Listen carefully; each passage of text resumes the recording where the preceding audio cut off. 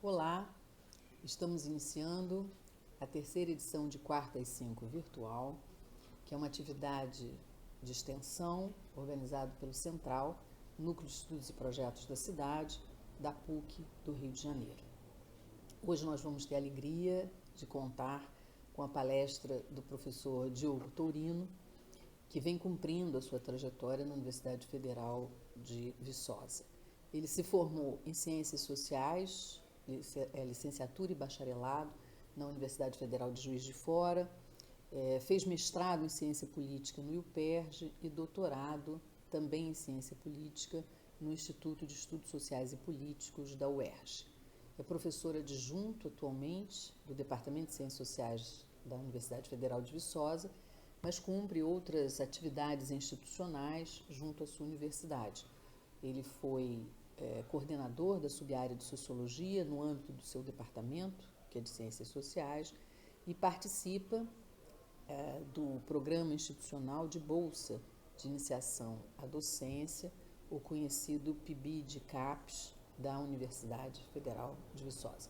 Ele tem vários artigos publicados, alguns trabalhos importantes sobre educação em ciências sociais e acaba de cumprir, um estágio pós-doutorado junto ao Central aqui no Rio de Janeiro. Ele é coordenador de um laboratório de estudos intitulado Intelectuais, Democracia e Vida Pública e um dos editores da Escuta, revista de política e cultura. Ou seja, ele participa de atividades acadêmicas e também tem uma atuação no âmbito do debate público. Vamos ouvi-lo, para nossa alegria, agora. Bom, obrigado, Maria Alice. Eu queria fazer um rápido agradecimento, que ele não é nada formal, ou seja, para mim foi muito importante passar esse último ano aí participando dessas atividades do Central. Eu agradeço muito a Maria Alice a recepção, a oportunidade que eu tive de conhecer novos colegas, que foi um convívio muito estimulante, né? Eu que havia passado os últimos 4 anos na administração da universidade, eu estive na Pró-Reitoria de Extensão e Cultura, então, depois de 4 anos, foi uma espécie de volta a essa chance de estudar, de se qualificar, de se formar, então foi muito importante para mim emendar essa minha saída da administração da universidade nesse estágio de pós-doutorado. E a possibilidade de rever pessoas, né? A Ana, que é minha veterana de UPERJ, foi ela que me recebeu lá, e o meu professor, né, que é muito importante na minha formação intelectual e afetiva, ainda que ele não seja tão piegas quanto eu que sou piegas, ele não, mas o Werneck sabe disso, tanto que ele é importante para mim na minha formação intelectual e também afetiva, foi se tornando uma pessoa, assim, uma referência no jeito de fazer, no jeito de lidar com a gente, no jeito de pensar, sobretudo, né? Então, a chance de me ligar à PUC nesse último ano foi muito importante para mim. Eu completei um ano agora, em agosto, foi em agosto do ano passado, e aí, digamos, o que eu vou apresentar aqui é, de alguma forma, o que eu andei pensando junto a esse grupo do Central. Eu acho que poucas das ideias que eu trago aqui eu tive sozinho. Eu acho que, sim, tem um lugar de onde eu parti, que é o lugar de onde eu começo a reflexão, mas eu acho que boa parte das ideias que eu vou trazer aqui, é claro que elas são... Eu posso ser cobrado exclusivamente por elas, mas eu acho que eu as tive aí, né? Então, agradeço muito aos colegas do Central por isso. Bom, eu vou começar dizendo assim, de onde que eu parto, né? Que isso tem muito a ver com o título que eu propus, Uma Cidade para a República, Amizade, Vizinhança e Democracia. Isso não é um texto pronto, mas tem muita coisa dele pronto, então acho que é o momento oportuno para isso, né? Bom, eu parto de um pressuposto teórico que eu desenvolvi lá atrás na tese, né? Onde eu tentei trabalhar este conceito de república, que é um conceito muito fugidio, ou seja, de apreensão às vezes um pouco difícil, mas eu tentei trabalhar esse conceito de república colhendo alguns elementos que seriam importantes para a sua definição na tradição do pensamento político ocidental. E um dos elementos que me chamou a atenção ao revisitar alguns autores da teoria política foi exatamente a ideia de reciprocidade moral, ou seja, a república poderia ser pensada, né, a partir da tradição do pensamento político. É claro que eu estou fazendo uma abordagem muito rápida, né, muito ligeira disso, mas ela poderia ser pensada a partir da tradição do pensamento político como um regime de reciprocidade moral, ou seja, um regime que ele se dá para além de laços de obrigação política exclusivamente contratuais. De alguma forma, a teoria política a teoria política moderna ela é fortemente contaminada por essa ideia de contrato, ou seja, uma ideia que tem consequências, a ideia de que o indivíduo racional, livre e autônomo, é claro que isso é um arranjo hipotético, muito mais hipotético do que histórico, mas que o indivíduo racional, livre e autônomo, ele firma deliberadamente um contrato, e é isso que está na sede, na origem da sua obrigação política, ou seja, indivíduos se obrigam politicamente porque decidem deliberadamente se obrigar, e isso tem consequências para o nosso arranjo contemporâneo, sobretudo a ideia de individualismo moral, ou seja, estaria na ideia de contrato, né, o fundamento de uma ideia de individualismo moral, ou seja, eu só devo o que eu quero dever, o que eu me obrigo, né? Ou seja, essa é uma ideia muito forte, a ideia de que eu firmo contratos e é a partir do momento em que eu firmo contratos que eu tenho obrigações.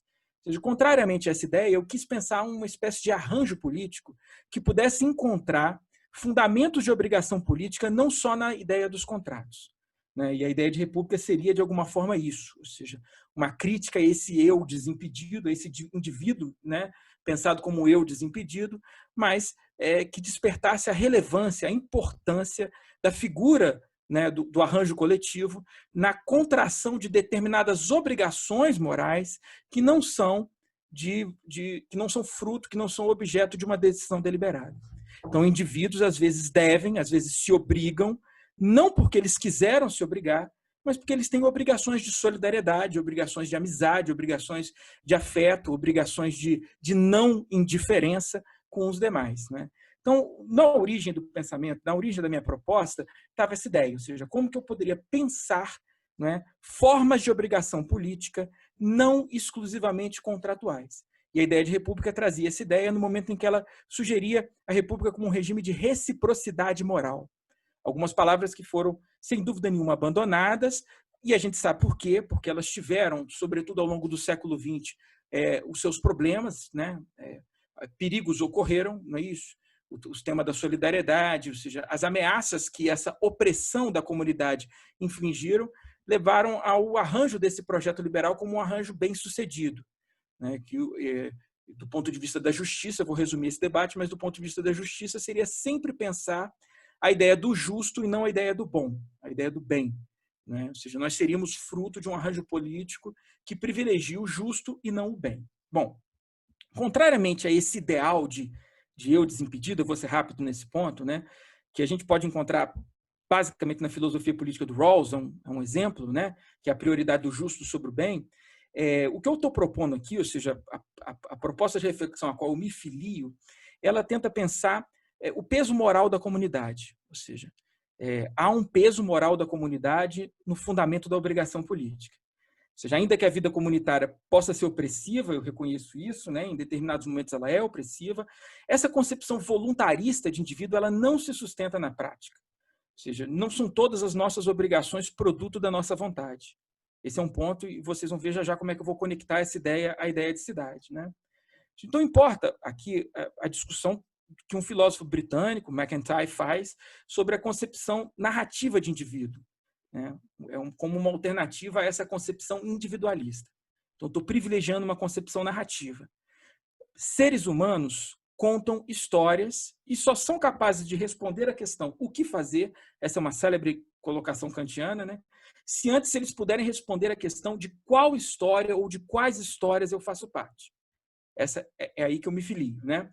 As narrativas vividas têm uma certa característica teleológica, ainda que não tenham propósitos determinados.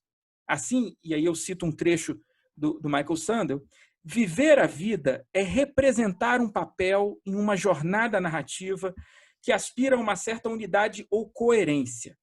Quando me vejo diante de vários caminhos a seguir e devo escolher um deles, tento descobrir qual dará mais sentido à minha vida como um todo e a tudo aquilo que importa para mim. A deliberação moral tem mais a ver com a interpretação da história da minha vida do que com o exercício da minha vontade. Fecho aspas, né? Então, em linhas gerais, o que eu estou querendo dizer com isso é que a escolha resulta da interpretação da minha história e não de um ato soberano de vontade. Essa interpretação narrativa é que traz a possibilidade de que outras pessoas possam ser capazes de me ajudar a enxergar qual é o melhor caminho ou o caminho que melhor condiz com a minha trajetória de vida. Diferentemente do eu desimpedido, uma concepção narrativa de indivíduo ela chama para a conversa os demais, como pessoas que têm a acrescentar na minha própria percepção da minha história, do que eu sou capaz, de como eu devo me interpretar, né? A deliberação moral estaria associada a isso, né? Essa perspectiva, obviamente, está em aberto conflito com o individualismo moderno. Ela indica a possibilidade de estarmos unidos por laços morais aos quais não escolhemos. Então, eu sustento um pouco essa ideia, estou me aproximando do tema. É aqui que surge o primeiro elemento que eu coloquei como título da apresentação, a ideia de amizade, né? A proposta de pensar a amizade como fundamento da obrigação política, ela vai rapidamente me conectar ao debate sobre a cidade quando eu retorno ao pensamento de Aristóteles. Aristóteles, eu não vou ser muito escolar com relação a isso, sobretudo porque eu falo com um público de iniciados, né? Mas Aristóteles, quando descreve a amizade, ele descreve uma forma de relação que, sem dúvida nenhuma, se daria entre os iguais, mas iguais que são diferentes no mundo público. Né? Eles são iguais do ponto de vista do acesso ao mundo público, mas eles não são homogêneos. Né? Eles são portadores da possibilidade de divergências, de debates, etc. Ele fala de iguais porque, obviamente, ele está distinguindo a relação de amizade de outras relações, como a relação entre homem e mulher, a relação entre pai e filho, a relação entre senhor e escravo. A relação de amigos seria a relação entre os cidadãos, por isso a relação entre os iguais. Né? Há uma interpretação da obra de Aristóteles feita pelo filósofo François, que, nesse sentido, ela é lapidar. Né? O François vai dizer a cidade é o lugar da amizade. E ela é o lugar da amizade porque a finalidade da cidade é a vida boa, é a felicidade. E a felicidade só pode ser pensada com... eu vou explorar um pouco essa ideia para dizer como que eu estou conectando a amizade à cidade. Né? O filósofo vai dizer a cidade, em Aristóteles, ela é pensada a partir do conceito de autarquia. Né? Isso é importante na filosofia aristotélica porque as comunidades anteriores às quais Aristóteles descreve, né, no caminho até a cidade, não é isso? Aristóteles vai dizer o lar é uma comunidade para a cidade, ou seja, quando homem e mulher se unem, eles se unem com a finalidade da dependência para que depois eles possam formar uma comunidade mais autônoma e etc. Né? Então, a cidade, em Aristóteles, ela é pensada. Há uma construção muito interessante na obra de Aristóteles que diz da seguinte forma: a cidade é aquela que ela não é pequena o bastante para ter que depender de outro, mas ela também não é grande o bastante para que as pessoas não possam ser amigos. Ou seja, o que o Aristóteles está querendo dizer com isso? Está querendo dizer o seguinte: eu não posso pensar as noções de felicidade, as noções de justiça, né, sem me furtando, né, eu não posso pensar essas noções me furtando do debate sobre o que é a vida boa. E o debate sobre o que é a vida boa, ele não está em momento nenhum associado exclusivamente à dimensão do indivíduo, mas ele está associado à dimensão da vida coletiva na cidade. Ou seja, essa construção do Aristóteles ela é muito importante para o que eu estou propondo aqui. Né? Se a finalidade da cidade é a felicidade, é a vida boa, e se eu sou incapaz de discutir o que é a felicidade, o que é a vida boa, sem atrelar essa discussão à vida coletiva, à vida dos demais, eu rapidamente chego ao aproveitamento que eu quero fazer dessa ideia. Né? Ou seja, não há nenhuma possibilidade de neutralidade, ou seja, em nenhum momento Aristóteles está conversando sobre isso. Ele está sugerindo o seguinte, né? Ele está sugerindo o seguinte, eu estou passando rápido as minhas situações para não me esticar no tempo. Né? Ele está sugerindo o seguinte, eu vou partir para um exemplo de consequência contemporânea. Né? Se eu sou perguntado, eu, Diogo, por exemplo, sou perguntado por que devo me preocupar com idosos, por exemplo, eu poderia, a partir da noção de eu desimpedido, a partir da noção de contrato, dizer que eu, Diogo, um dia vou me tornar idoso e que eu devo me preocupar com os idosos, afinal, eu tenho que construir uma cidade feliz e justa para os idosos, porque eu também vou ser idoso. Essa é uma forma de resposta de extração contratual, de extração liberal. Né? Mas é uma resposta que tem limitações, porque eu poderia extrapolar essa pergunta. Né? Por que eu, Diogo, devo, por exemplo, me preocupar com prevenção ao câncer no colo de útero? Também poderia fazer algum malabarismo hermenêutico e sugerir que eu tenho filha, que eu tenho, né, irmã, que eu tenho mãe, então que isso é importante para elas. Mas permanece sendo uma resposta com limitações. Né? A partir de Aristóteles, eu responderia essa pergunta de maneira simples. Ou seja, por que eu devo me preocupar com idosos, mulheres, negros, LGBTs, povos indígenas, pobres? Por que eu devo me preocupar? eu devo me preocupar porque eles moram na cidade. E qualquer discussão sobre a vida boa e a felicidade, ela é inescapável de uma discussão mais ampla sobre estes destinos atrelados. Eu me preocupo com prevenção ao câncer do colo de útero, não porque eu sou mulher ou porque eu posso vir a ser mulher, mas eu me preocupo porque elas moram na cidade. E a vida feliz, a vida boa, ela só pode ser pensada dessa forma, né? Então, o aproveitamento desse conceito tem a ver com essa ideia de que a amizade, né, inscrita, associada à noção de cidade, ela traz a ideia de que a felicidade ela não pode ser fragmentada, ela não pode ser partida. E em Aristóteles, essa é uma discussão indissociável da ideia de cidade. De que forma, né? Ou seja, mais uma vez, é um ponto da filosofia aristotélica que eu não tenho como explorar detalhadamente, mas Aristóteles faz uma distinção entre forma e conteúdo, forma e substância, né? Para Aristóteles, as formas políticas elas têm o seu aspecto formal, mas elas têm a sua substância. Então, quando Aristóteles, por exemplo, escreve a Constituição de Atenas, essa tradução em português, mas é uma tradução, numa edição portuguesa que eu gosto muito da sugestão, a Constituição dos Atenienses, não a Constituição de Atenas, mas a Constituição dos Atenienses, ele faz um exame exaustivo das distintas formas e dos distintos arranjos constitucionais que existiam no mundo grego da sua época, com o objetivo de mapear qual era o quadro formal, né, dos arranjos políticos. Mas esse quadro formal tinha um papel, sobretudo atrelado à própria ideia de constituir, né? Porque a forma constitui a matéria, ou seja, ela é constituída do ponto de vista de que a matéria que a alimenta e ela constitui do ponto de vista de que ela dá a ela, de que ela conforma, que ela dá a ela o seu formato. Então, o olhar do Aristóteles para esse aspecto formal, ele tem a ver com a ideia de que a forma é que conforma as relações que lá se estabelecem. Vocês estão me ouvindo? Perdão. Aqui deu o recado que a internet está estável. Está ouvindo, né? Tá. Estamos ouvindo. Daí o debate aristotélico sobre cidade, ou seja, essa relação entre forma essa relação entre forma e substância desperta um dos temas que surgiu nos nossos debates no Central, né? Qual seria o aspecto da morfologia, né? Então, Aristóteles atenta para essa ideia. Quando ele estuda o seu aspecto formal, ele tá atentando para a ideia de que relações se estabelecem dentro das formas que estão dadas. Então, a forma importa justamente porque ela... eu vou discutir esse aspecto da morfologia já, mas antes eu queria explorar o segundo elemento que eu trago, que é a ideia de vizinhança.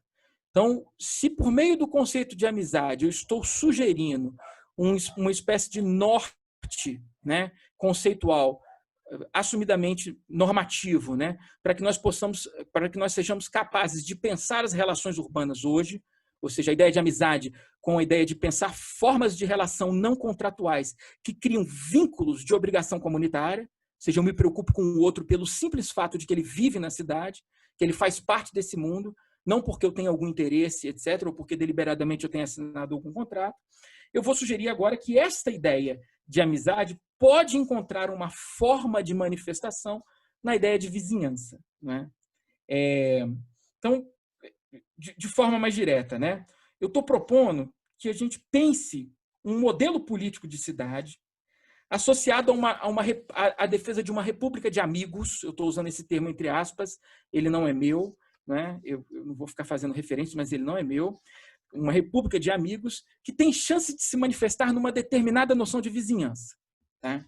Passo para o próximo ponto. Bom, há formas possíveis de discutir a vizinhança.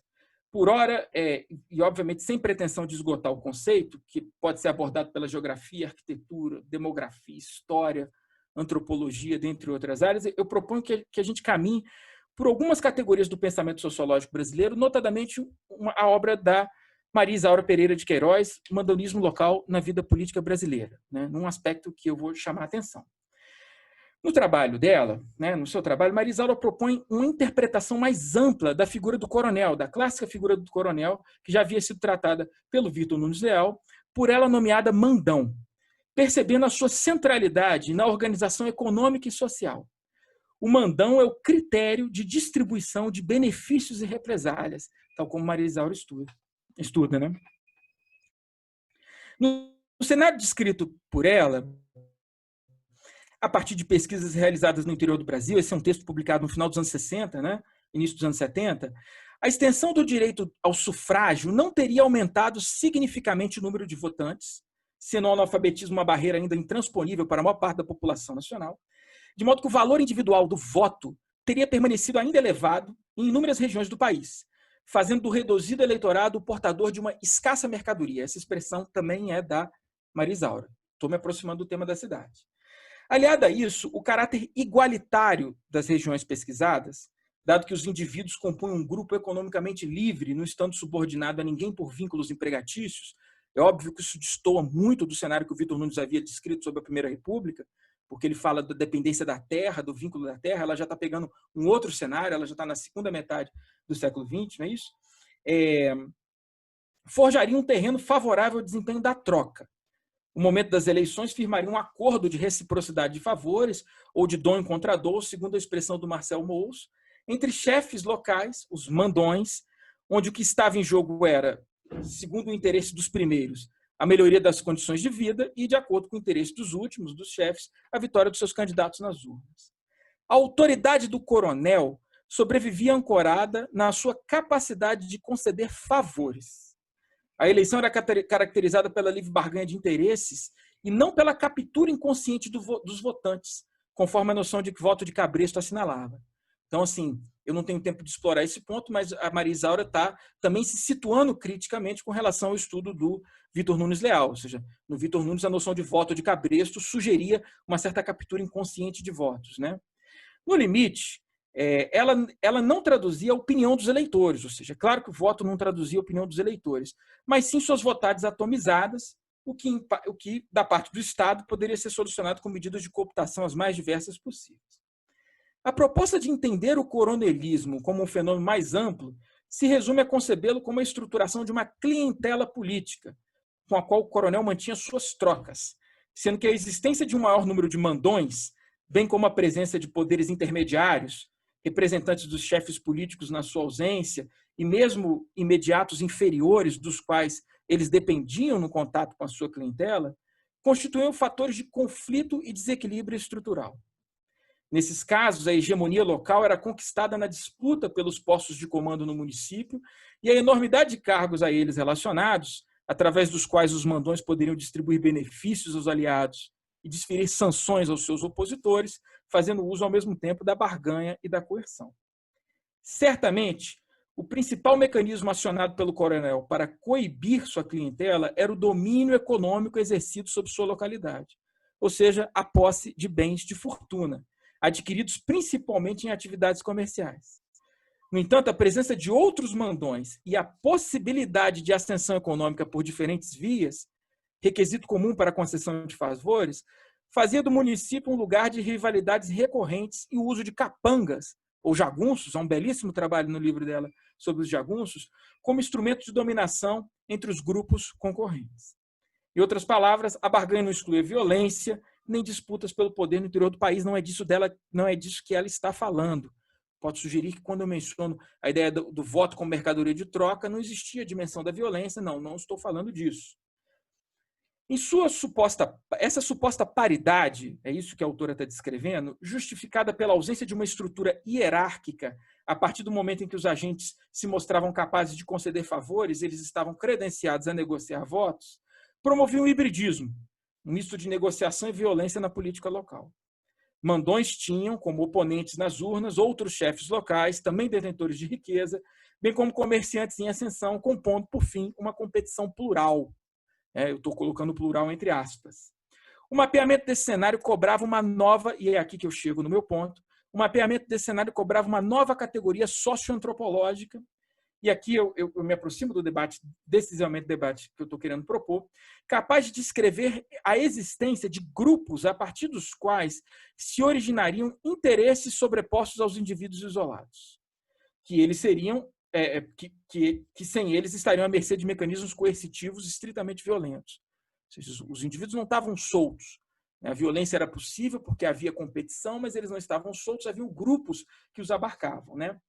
Então, a compreensão do mandonismo, tal como a autora sugere, se completa pela noção dessa categoria que ela dá o nome de parentela, né? Essa é uma categoria sociológica importante. Parentela, a partir da qual a vida política nacional se organizava. Um núcleo de indivíduos unidos por laços de solidariedade pessoalizadas, com famílias economicamente independentes e distintas, residindo em moradias próprias, podendo estar dispersas sem a diminuição da vitalidade de seus laços ou as obrigações que os uniam. No interior desses núcleos, né, de famílias, essas pessoas se encontravam paradas pela figura do coronel. Eu vou acelerar um pouco isso, né? Em linhas gerais, os laços de solidariedade verticais e obrigações mútuas que se formavam a partir daí construíam o pertencimento a um determinado conjunto de interesses, o conjunto de interesses da parentela, onde o econômico e o político estavam intimamente relacionados, por meio do qual o processo eleitoral era conduzido. Nesse contexto, as relações pessoais se colocavam lado a lado da reciprocidade de favores na definição do voto, ligando famílias por vínculos de pessoalidade para além das desigualdades econômicas substanciais encontradas dentro das parentelas. Esse ponto é muito importante. As parentelas se uniam como grupos de interesses para além das desigualdades sociais que existiam dentro delas. Era uma organização que vinha do mandão, dessa figura mais poderosa, passando por postos intermediários, por pessoas que ocupavam profissões diversas dentro da cidade, até a figura mais lá embaixo, que poderia ser um trabalhador rural, né, um trabalhador braçal. Todas essas poderiam fazer parte, integrar essa parentela enquanto uma unidade de interesses, né?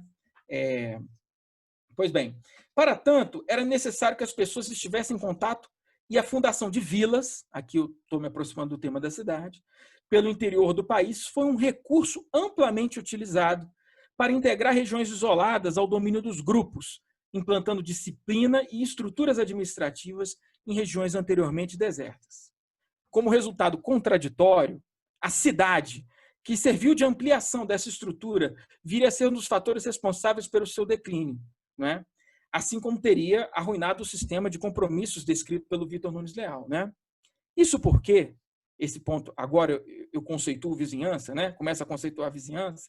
Isso porque a nova organização espacial, no seio das emergentes zonas urbanas, distribuía os indivíduos a partir do critério econômico, colocando próximas famílias com níveis de renda semelhantes, mesmo que pertencentes a parentelas distintas. A gente sai daquela estrutura da parentela e começa a entrar num mundo diferente, este mundo urbanizado.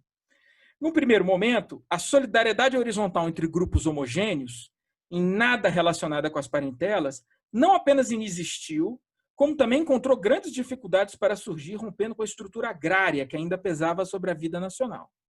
Porém, ao longo da Primeira República, o processo de urbanização, aliado ao crescimento demográfico do país, corroeu progressivamente os laços anteriores de solidariedade vertical, impondo a impessoalidade nas relações sociais desenvolvidas nas periferias brasileiras. Cito Marisaura, abre aspas. Nestas cidades nestas cidades assim desenvolvidas, ao antigo relacionamento de tipo primário, pessoal e afetivo, pouco a pouco se associou e cresceu o relacionamento de tipo secundário, impessoal, indiferente, não ligando mais indivíduos e sim categorias de indivíduos.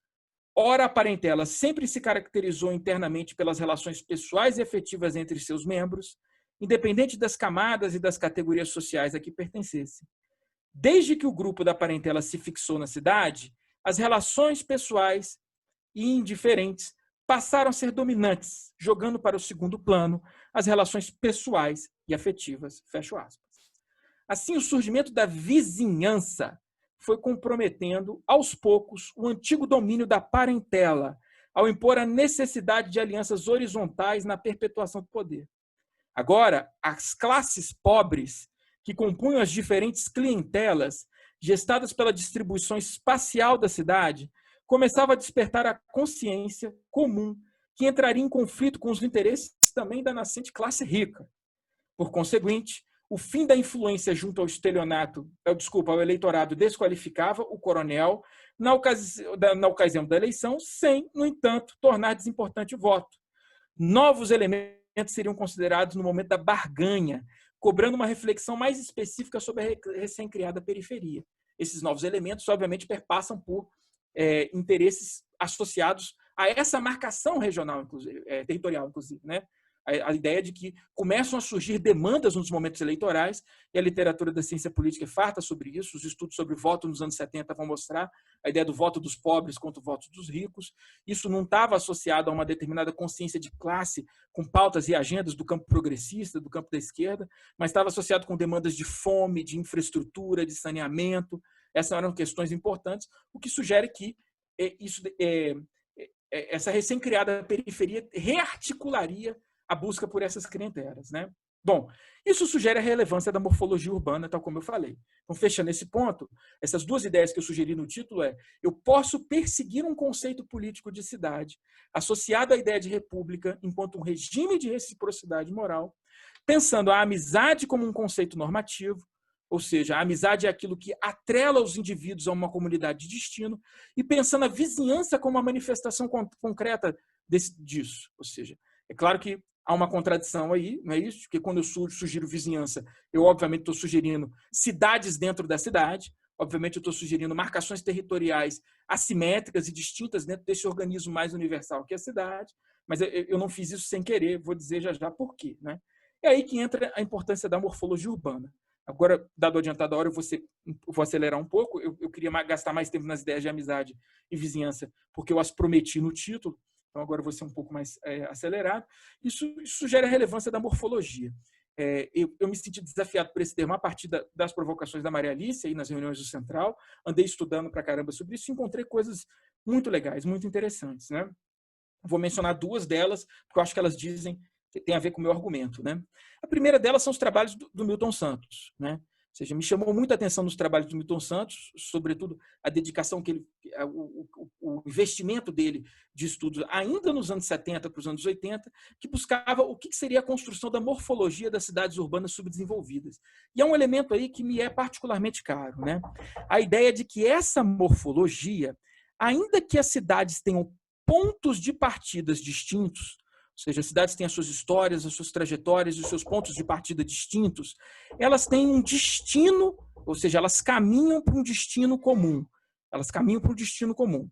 Então, assim, elas podem sair de lugares distintos, mas elas caminham para o mesmo lugar no momento em que elas estão inseridas numa lógica global semelhante.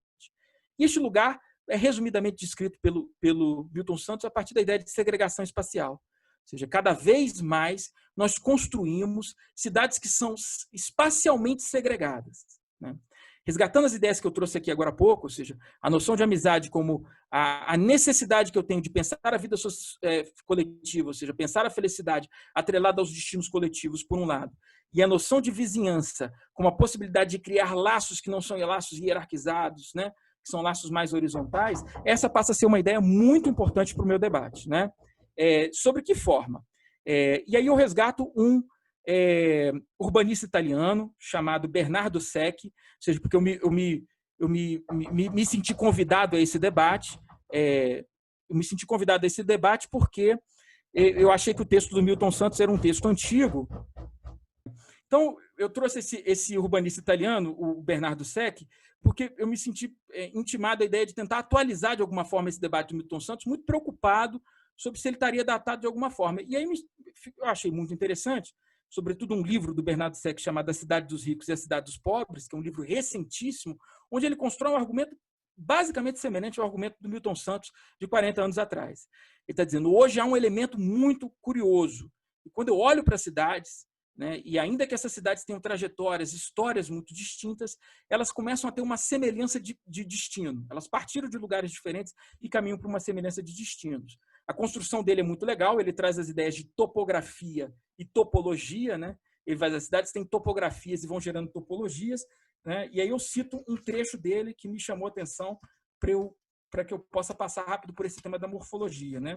Diz Bernardo Secchi, essa topografia tem uma longa história e com o tempo se transformou também em uma clara topologia reconhecível nas práticas do espaço urbano, assim como no imaginário coletivo e individual. Uma maneira de dar um sentido irreversível aos lugares e às partes da cidade, que se torna cada vez mais nítido com um progressivo ajustamento da sua imagem. Metrópoles desenvolveram em períodos diferentes e são distintas entre si, ainda que sejam contemporâneas. Mas como toda probabilidade, esta é a primeira tese das páginas que se seguem, ele constrói algumas teses ao longo do trabalho, metrópoles terão de enfrentar, no futuro próximo, problemas análogos, que, em sua totalidade, constituem o que ele chama de a nova questão urbana. A desigualdade, as desigualdades sociais e as evidentes formas de injustiça espacial derivadas dela, além de suas consequências, além das consequências das mudanças climáticas e dos problemas relacionados a uma concepção de mobilidade urbana como parte dos direitos de cidadania, representam um dos seus aspectos mais relevantes. Fecho aspas. Né? Então, essa passou a ser a minha conexão, ou seja, a ideia de que cidades, de que esse elemento da morfologia, tal como Aristóteles havia chamado lá atrás, e que eu busco na ideia de vizinhança a possibilidade de uma manifestação, né, de que essa ideia de morfologia ela teria este desafio. Cidades caminham para um destino comum. E eu vou sugerir esse destino, já me encaminhando para a metade final do que eu vou falar, né? Eu sugiro esse destino a partir da ideia de uma socióloga, a Saskia Sassen, que é o conceito de expulsão. Né? Eu diria que o desafio das cidades hoje perpassa por essa ideia de expulsão, e eu vou retomar já as noções de amizade e o que eu quero com as noções de amizade e vizinhança. Né? O que é esse conceito de expulsão para Saskia Sassen, resumidamente? Né? A Sassen vai descrever como que o projeto liberal contemporâneo ele tem ao seu favor a possibilidade de defender determinados horizontes morais e horizontes normativos no momento em que, do ponto de vista concreto, ele já tirou, né? Ele já colocou para fora aquilo que ele não quer incluir. Né? Para eu não gastar muito tempo explorando conceitualmente, eu vou partir para um exemplo. Né? Ou seja, é ótimo, por exemplo, eu discutir, né, inclusão, possibilidades de participar, quando eu já tenho uma cidade que ela é, de saída, absurdamente partida do ponto de vista da mobilidade, do seu sistema de transporte. Eu sempre dou esses exemplos para meus estudantes aqui em Viçosa, eu dou aula no curso de Ciências Sociais. Às vezes nós estamos lá numa quarta-noite, por volta de 9h30, 10 horas da noite, discutindo liberdade, inclusão, identidade, etc., sendo que o último horário que leva para um bairro afastado, aqui quase rural da cidade, é 7 horas da noite. Ou seja, então, é ótimo, né? Determinadas pessoas já pegaram um ônibus e foram para casa, agora eu posso ser inclusivo, agora eu posso ser... É lógico que a Sassen se refere a questões como encarceramento em massa, né, a deslocamento de populações a partir de desastres ambientais, mas essa passou a ser uma ideia muito cara. Né? Nós hoje teríamos arranjos urbanos que promovem a expulsão de determinadas parcelas da população. E isso faria com que ambas as ideias que eu anunciei agora há pouco, né, as ideias de amizade e vizinhança, encontrassem obstáculos de saída quase que intransponíveis. Né?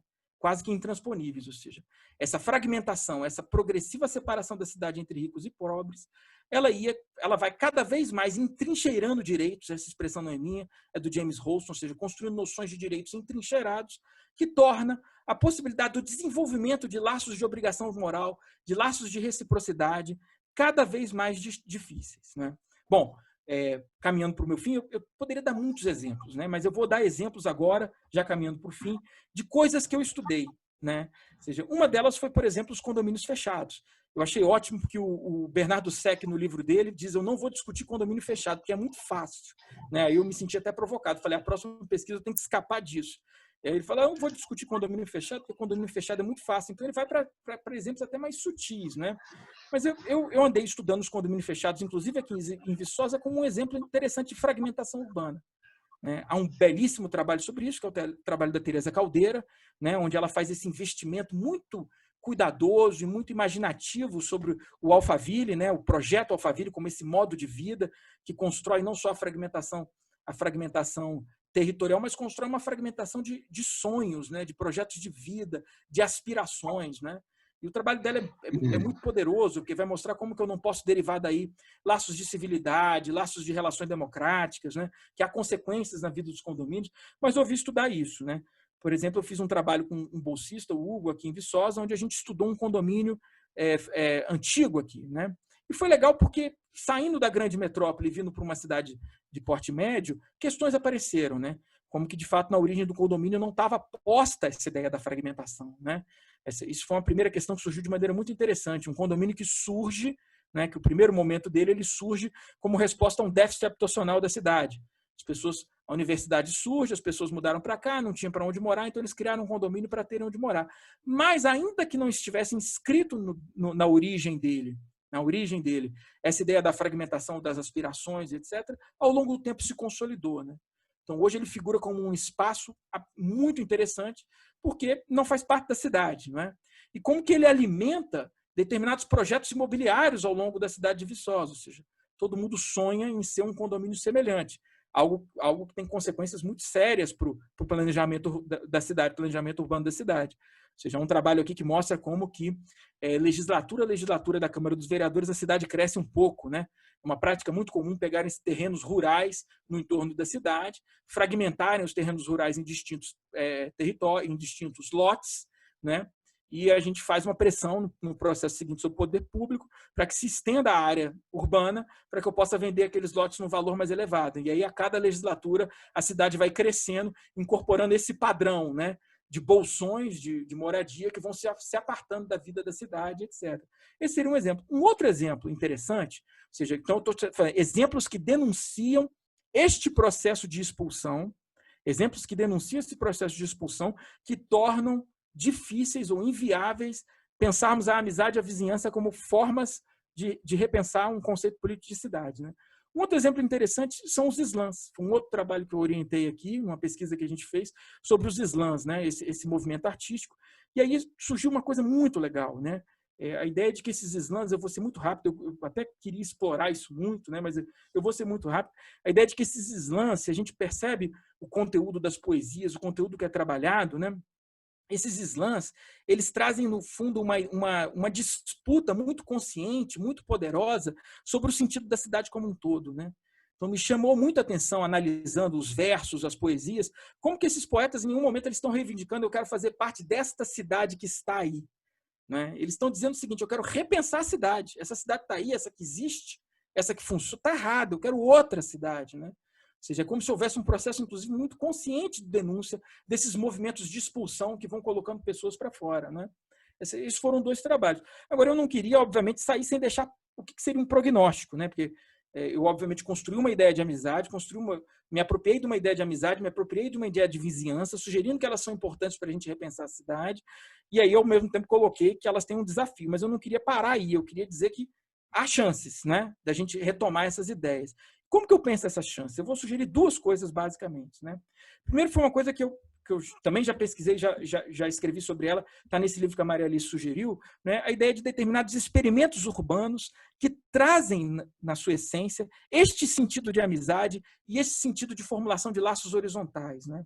Experimentos urbanos, né? Vou mencionar alguns deles.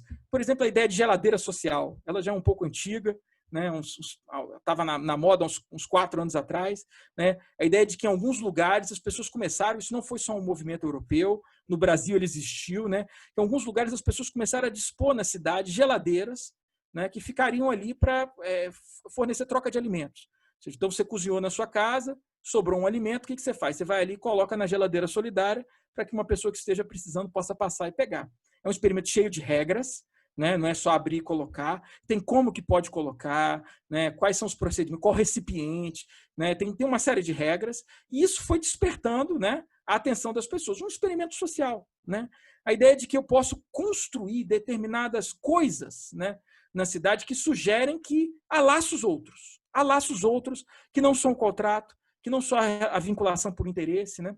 Aqui em Viçosa existe um projeto pequeno, mas que, em essência, sugere isso. Então, estou sugerindo projetos que, obviamente, eles não estão tocando o problema no seu coração, mas são ideias, né? A ideia da casinha literária. Viçosa avançou isso, uma associação religiosa avançou isso durante um tempo, né? De que dispôs em diversos estabelecimentos comerciais da cidade as casinhas literárias, onde as pessoas poderiam depositar livros e pegar livros. Tinha essa regra: para botar um tem que tirar um, né? Então você só pode pegar um se você colocar um. Então isso aconteceu, funciona até hoje, está aí até hoje e tal. Isso é mais uma ideia, né, de experimentos que sugerem que existem vínculos outros. Ou uma coisa que eu comentei muito com Maria Alice em alguns momentos, né, um experimento, um projeto italiano de alguns anos atrás, ele surgiu em Bolonha, a Social Street, né, de pessoas que começaram a criar nas redes sociais perfis, páginas que vinculassem aquela rua, aquelas pessoas. Então, na origem do projeto, o relato do seu criador, a ideia de que um dia ele estava em casa, ouviu uma criança brincando e pensou assim, caramba, minha criança está aqui em casa querendo brincar, eu estou ouvindo uma criança na rua, nem sei quem é, nem sei onde está, podia estar minha criança brincando com a dele. Então, eles fundaram, né, um movimento na internet, Social Street, onde as pessoas iam cadastrando a rua social, as pessoas iam cadastrando as suas ruas, também cheio de regras, também cheio de procedimento, o que fazer, como fazer, cria uma rede social, um grupo de WhatsApp e tal, para que eu possa colocar em contato, né, e criar esses tipos de laços. E mais recentemente, uma coisa tola que me chamou a atenção, que, por exemplo, impressionou muito a minha filha. Minha filha, depois que viu isso, só fala nisso, né? Outro dia ela estava falando, papai, por que a gente não faz uma? São essas torneiras públicas que estão sendo instaladas em pandemia, né? As pessoas que instalam torneiras na porta da casa delas, né? O sujeito vai lá e instala uma torneira na porta da casa dele para que alguém possa lavar a mão quando passe lá. Né? Ou seja, foi uma coisa que surgiu, um experimento que surgiu. Esses experimentos, eu concordo que eles têm, assim, eles são românticos, né? Eles têm esse elemento romântico e eu não queria ser muito cândido. E aí tem uma pesquisa que eu fiz, essa eu depositei mais esperança nela, né? Que é a ideia de tentar pensar essa coisa de maneira menos cândida e mais institucional. Que é, por exemplo, a atenção para as escolas. Né? Atenção para as escolas. E aí foi muito importante os trabalhos do professor Marcelo Burgos, também aí da PUC, Marcelinho, produziu muita coisa legal sobre isso e que me ajudou muito quando eu estava desenvolvendo essa pesquisa lá atrás, que era pensar a escola como uma instituição política de criação de laços de amizade. Né? Foi isso que me despertou lá atrás. Né? Eu fiz uma pesquisa aqui, vou relatá-la rápido, porque agora eu estou fechando mesmo. Né? Eu fiz uma pesquisa aqui da seguinte forma, eu escolhi um conjunto de escolas, que eu dei um de em territórios estigmatizados, e escolhi um outro conjunto de escolas que eu categorizei ela como escolas que estavam em territórios não estigmatizados. O que eu estou chamando de estigmatizado e não estigmatizado? Há territórios aqui que, obviamente, convivem com uma série de problemas estruturais, de violência urbana, de falta de infraestrutura, que carregam algum estigma. Então, por exemplo, havia uma escola num bairro X, aqui em Viçosa, que me chamou a atenção quando eu comecei a fazer pesquisa lá, que os estudantes colocavam o uniforme dentro da mochila e tiravam o uniforme só lá dentro da escola. Eles tinham vergonha de andar com o uniforme na rua, porque senão eles iam ser apontados. E o fulano estuda lá na tal escola. Então, a gente tinha vergonha da escola. Né? Ou seja, foi por aí mais ou menos que eu defini a ideia de estigma. Né? E tinham territórios que não eram nada estigmatizados, que eles eram, inclusive, perseguidos. Eles eram estigmatizados positivamente. Né? Acho que eu estou usando mal a expressão. Né? Eu me baseei num dado para isso, né? Ou seja, tem um processo que talvez para quem não estuda escola é estranho, mas para quem estuda escola é uma coisa que a gente sabe, né? Porque a massificação do ensino ocorreu no Brasil a partir dos anos 70, sobretudo depois da Constituição, então o Estado tem que dar escola, né? Ainda que em alguns momentos isso aconteça. Isso envolve, por exemplo, fazer uma distribuição das pessoas nas escolas e arcar com o transporte. Né? Então, eu acho vaga para as pessoas numa escola que é mais perto da casa delas o possível. Se eu não fizer isso, eu tenho que dar transporte para conseguir levá-las para a escola. E o Estado, né? E aí o que acontece? Uma vez que o Estado opera essa distribuição, ele abre um processo de reclassificação, onde as pessoas podem escolher para qual escola elas vão se tiver vaga. Né? E há escolas campeãs, né? Que tem muito a ver com essa coisa do estigma, muito mais a ver com essa coisa do estigma do que propriamente dos processos educacionais. Então, havia algumas escolas públicas aqui em Viçosa que elas eram campeões de pedido de reclassificação. Ou seja, de pessoas que queriam ir para essa escola, ainda que tivessem que arcar com o transporte do próprio bolso, porque o Estado não vai pagar mais depois da reclassificação. Né? Então, eu fui classificando essas escolas não estigmatizadas. E me chamou a atenção que, mesmo em ambas as escolas, as estigmatizadas e as não estigmatizadas, surgia essa ideia de que as pessoas iam para... Eu fiz um survey, tem 364 entrevistas, né? 364 jovens, e me chamou a atenção como que, em linhas gerais, eu estou resumindo, eu não estou explorando todas as questões que eu fiz, mas em linhas gerais, esses estudantes eles diziam que iam para a escola não para estudar, não é? Ou seja, não importa o território onde eles estavam, eles não iam para a escola para estudar, eles não estavam atrás de conteúdo, eles iam para a escola para se relacionar. Ou seja, então, quando, por exemplo, uma escola entrava em greve, chamava a atenção de continuarem frequentando a escola para encontrar os amigos. Ou seja, aquilo não era um processo só de aquisição de conteúdo. E quando eles eram questionados sobre o que eles lembravam, o que eles traziam da experiência escolar, nunca aparecia hiato, ditongo, tritongo, né? Log de base 10, essas não eram as coisas que apareciam. Aparecia o amigo, o relacionamento e tal. Então, isso surgiu como uma proposta que eu tive, né? E aí, obviamente, eu estou muito próximo a coisas que o próprio Marcelo Burgos faz, né? Escreveu e etc. Surgiu muito próximo a ideia de que eu posso pensar a escola. É um exemplo de que eu posso pensar a escola como uma instituição política capaz de gerar vínculos de obrigação moral não contratuais. seja, então, é uma ideia. Se eu estou tentando repensar um conjunto, né, se eu estou tentando sugerir que a cidade pode ser repensada a partir das ideias de amizade e que se manifesta, por exemplo, nas noções de vizinhança, só para não parecer também que o debate é muito abstrato, não é isso, né? Eu estou sugerindo que a escola é um exemplo de instituição que é poderoso no sentido de construir vínculos de obrigação que vão para além dos contratos. Ou seja, esse tema é poderoso, que é a própria noção de amizade. A própria noção de amizade, que perpassa por aquilo que eu disse lá atrás, de um eu narrado que delibera em conjunto, né? De um indivíduo que olha para o lado e fala assim, estou pensando em terminar com a minha namorada, o que você acha? Não é isso? Eram essas as coisas que eu enxergava lá entre eles. Quando a gente fez o grupo focal, eram essas coisas que enxergava. Não, estou pensando em terminar com a minha namorada. O cara olha para o lado e fala assim, o que você acha? Se eu fosse eu desimpedido, eu poderia dizer, a namorada é sua, você se vira, mas não, me ajuda a me narrar. Começou a surgir essa ideia de uma instituição que ela tinha esse poder de ajudar os indivíduos a se narrarem. E, obviamente, isso tem consequências importantíssimas para a construção de uma sociedade mais democrática, sobretudo se eu penso a democracia, isso é uma coisa que Maria Alice repete muito, para além das instituições. Eu sei que as instituições políticas têm a ciência política tem essa mania péssima de pensar a democracia a partir de um conjunto, de um checklist institucional, né? Então, eu digo assim, tem eleições? Check. Né? Tem rotação tem partidos? Check. Tem imprensa livre? Check. Eu vou dando um cheque. Então tem democracia. Não, não é isso. Né? Democracia é um ambiente, é um clima, é a possibilidade de um convívio. Né? Então, o que eu estou sugerindo é que eu só sou capaz de pensar uma sociedade mais democrática se eu for capaz de fomentar nessa sociedade laços de vinculação que vão para muito além desse eu desimpedido, desse eu autocentrado, e aí as ideias de amizade e vizinhança podem ajudar nesse processo. Bom, era isso que eu queria dizer. Muito obrigado, desculpe ter estendido um pouquinho.